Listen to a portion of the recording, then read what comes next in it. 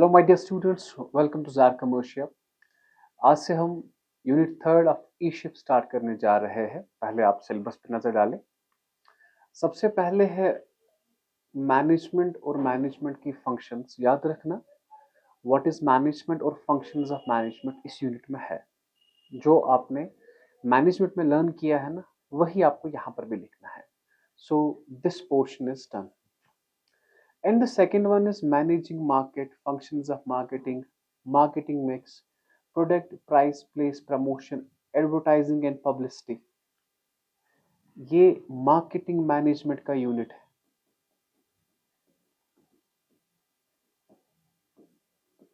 जो हमने ई शिप में ऑलरेडी पढ़ा है।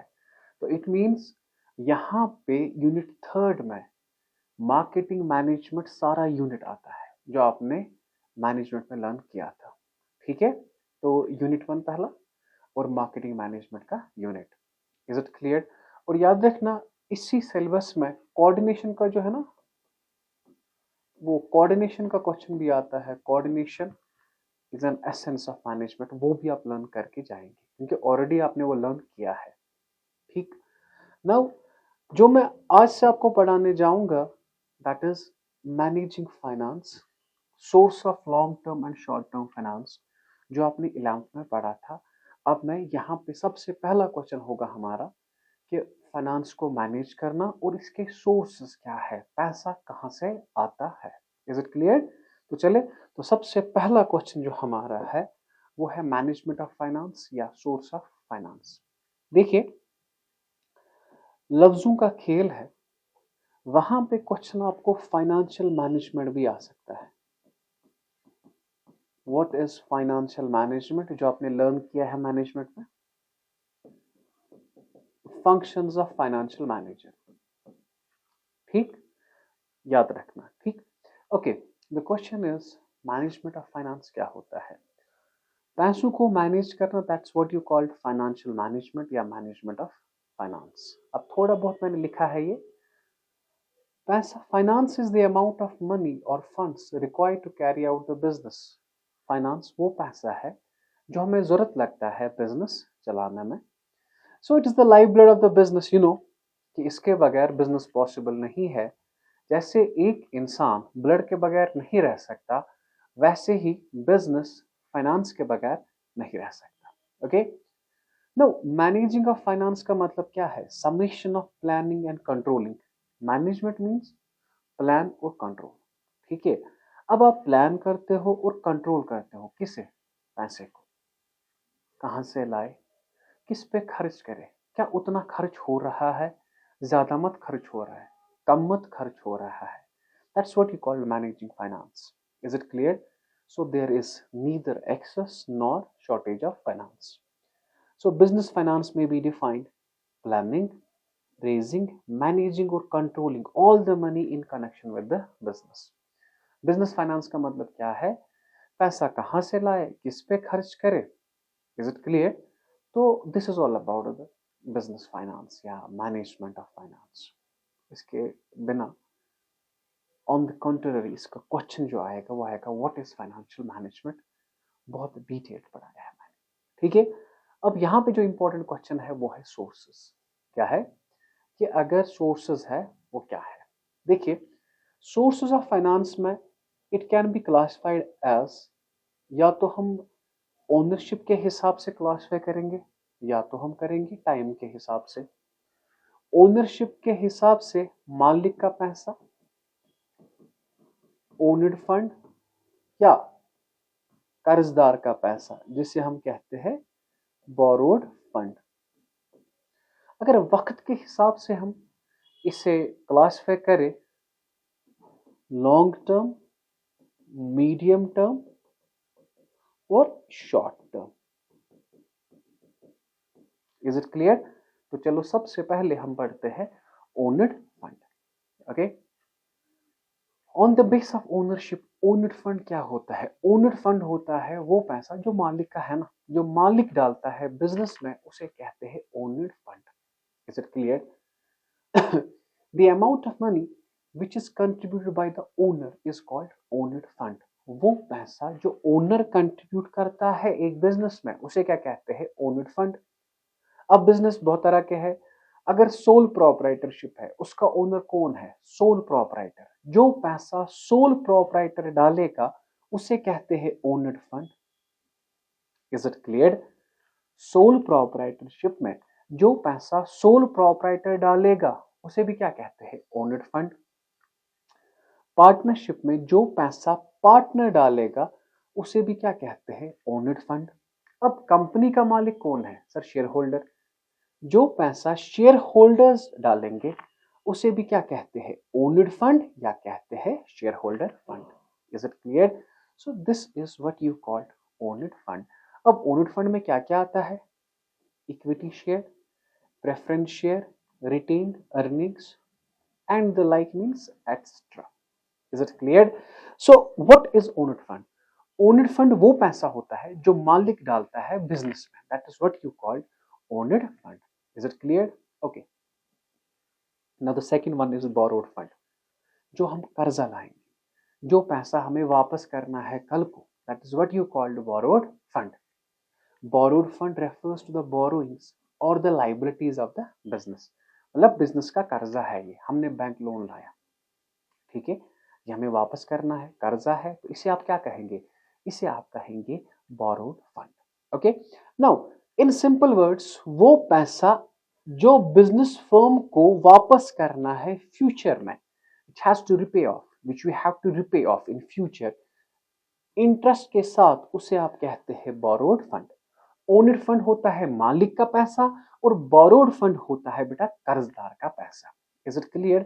और इसमें क्या आता है, डिबेंचर, आपने पढ़ा है कंपनी अकाउंट में, bank loan, loan from financial institution, public deposit, lease financing, commercial paper, ये सारी चीजें आपने पढ़ी पिछले यूनिट में। Is it clear? हाँ, शायद लीज फाइनेंसिंग नहीं पढ़ी, एंड पे पढ़ाऊंगा मैं, ठीक है।